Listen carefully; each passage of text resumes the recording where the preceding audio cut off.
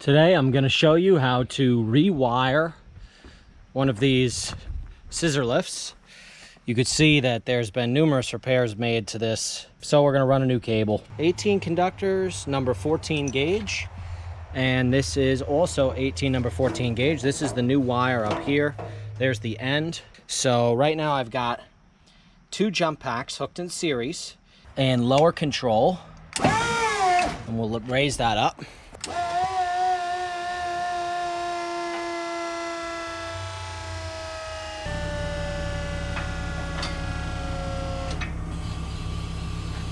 Safety down, done.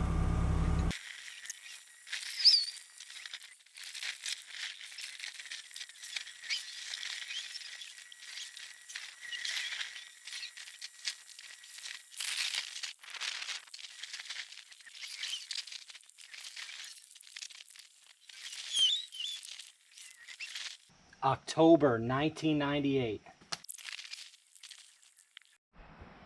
So there it is. Up there, runs down,